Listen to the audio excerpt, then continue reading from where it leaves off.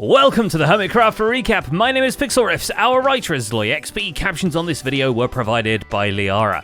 The Olympics is happening in real life, Hermitcraft is exploring trial chambers, and a new season of Vault Hunters is happening, so we're hearing the word vault 300% more than we usually do. The Olympic vaulting has been very exciting, but personally I can't wait to see what an ominous vault is for them. Hermitcraft also has slow motion replays of archery, if only so Mumbo can prove he didn't kill that pig. Now wind charges and the mace are a thing, lots of people are attempting the high jump, and we'll wait to see if Armadillo Football awards gold medals or a one-way ticket to jail. But before we raise the flag and play the Hermitcraft national anthem, let's take a look at all the events and mishaps that occurred on the Hermitcraft server this week. Starting with Tango Tech, simply because we have to find out what it is that he did that prevented ZF from uploading last week. I'm not even in this week's episode. And whose fault is that? I don't know. Tango's? Well, he might as well be working on his own kinda Olympic event, once again porting a game he really enjoys on streams to Minecraft. Another game he really enjoys on streams. This time we're talking about Plate Up, a game about running a restaurant with your friends. Alternatively, a game about how Overcooked had a very good game premise. And the important thing with all this is if you do not feed your customer in time, or if you feed him incorrectly, you lose. One mistake, and the game is over. Though Tango's own minigame cookery is far from ready for playing, the game mechanics look pretty promising, what with the riveting rat action. That's bad, because that is trash on the ground. And our rats that we have here, they just love stealing trash. Of course, by that I mean silverfish. There is actually a minor infestation he should be worried about, since Green and Gem's mischievous snail duo has now made its way to Tango Tech's Zeppelin and already rebranded it into their own. Look at these little guys. But what we find out in Grian's video is that they also did that in stop motion.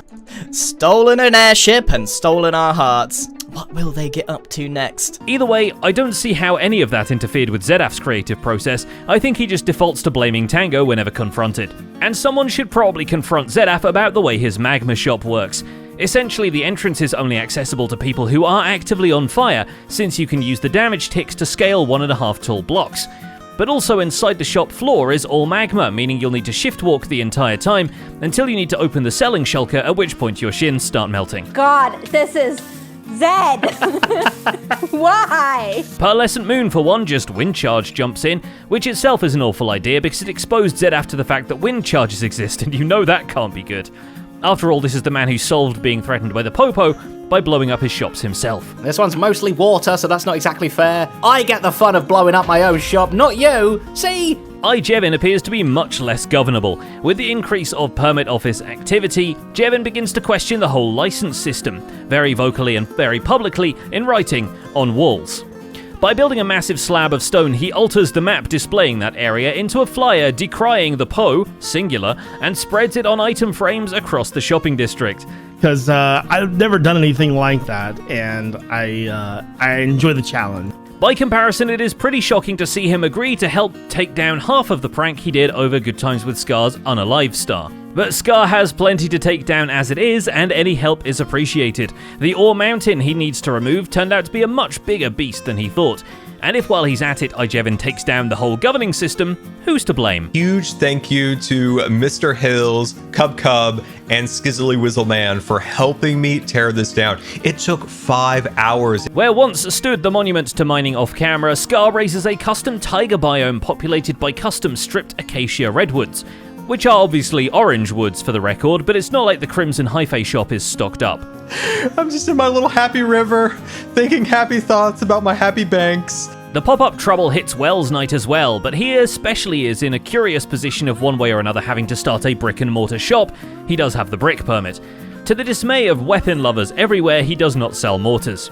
I like it though. I think for a brick shop, I think it works really well. All that masonry costs a pretty penny, but Wells has a plan for a penny farm, since the pumpkin and melon trade with villagers very much means pennies grow on stems. This should give us all the pumpkins and melons that we need for all of the villager trading we could ever want to do.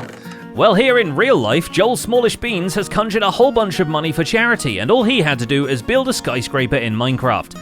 Luckily, the highest bidder wanted a cyberpunk build on that plot anyway. Only problem is the color is teal, and the warped logs are sold by the same guy as the crimson ones.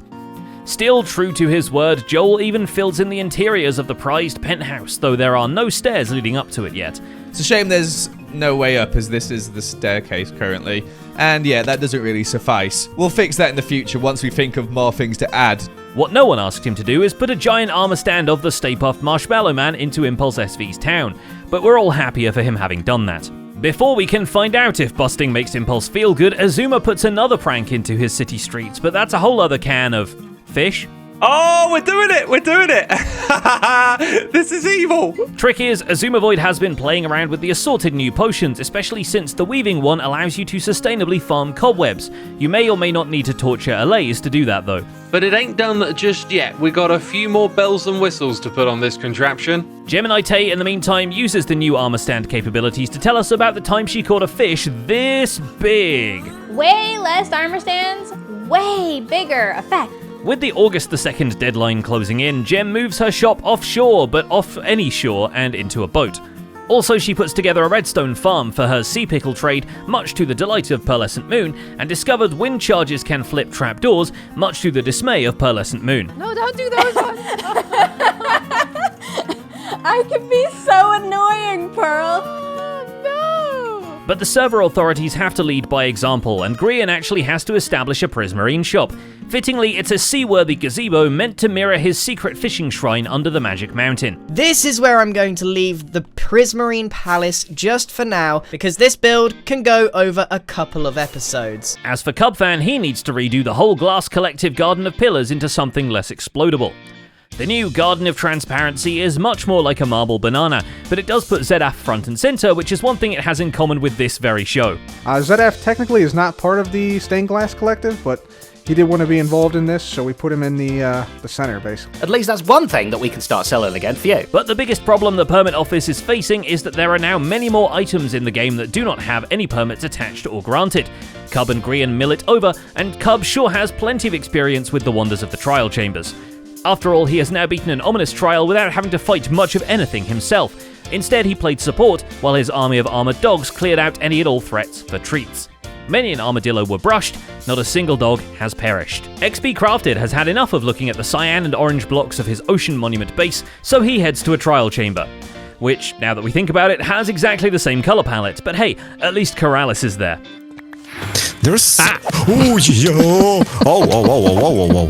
The pair of them slice and dice their way through both regular and ominous trials, but the loot fails to satisfy, so we'll see if their perseverance pays off, or if they acquire the more sought-after items through other means. I guess they just didn't have Rendog luck, because Ren's first vault opens thanks to an ominous key gifted to him by Doc M, and he immediately gets a heavy core. Oh my god, what? You're the luckiest man alive! A heavy core? The heavy core on the first try! Grian will hate it! This might just be Minecraft's way of rewarding him for being a loot goblin and going over everything in fine detail, down to the vault loot and pottery sherds. It helps that Doc is along for the ride, explaining ominous trial mechanics and generating extra keys when they aren't getting chicken and potatoes thrown at them. Joe Hills gets a different kind of luck, but one tailor-made for his off-meta ways to play Minecraft. Having lost 2 tridents recently, Joe defies the odds and picks up 2 tridents from a trial chamber, one in a chest, the other from a vault. We're just amazed he has the space for them, considering he brought a near full inventory of potions, and the trial chambers throw all kinds of other items at you. But then again, inventory management is his passion. He and Pearlescent Moon clean up and fight some windy old men, then Joe returns to experiment with the armor trims they found and continues clearing up in the wake of Doc M's flood. I have also been psyching myself up. I want to do some of the ominous trial chambers in the near future. But you know what? I don't want to do them the way everybody else does. I'm thinking multi-shot firework crossbow. Those might have had too much flight duration. Skizzleman is laser focused on his missions possible, and when instructed to do so, successfully digs to bedrock on his first try. Ah!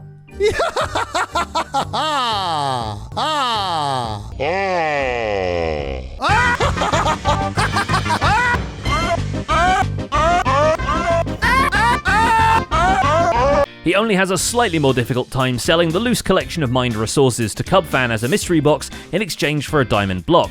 But the whole experience leaves him puzzled, or at least we assume so, by that question mark floating above his head. So what am I gonna do now? One thing he's certain about is the Popo deadline on the plague of pop-up shops. In their official capacity, at least wearing their official hats, he and Scar go around the shopping district condemning any pop-ups that remain, and then go around again correcting the dates, which is how we ended up with the mix-up with Vintage Beast's shulker shop. Any shops that do get the TNT treatment will have their assembled bits impounded at the Popo's HQ's new graveyard, which is complete with cobweb barbed wire atop the fence. I gotta do something right away before I forget about it. It was exactly... Okay. Gonna be here a while. Realizing he'd put more effort into the outside than the interior, Skiz at least sets up a conference table for meetings with Scar, and presumably he'll do more when he gets back from space. What are we doing? You ready? I'm ready!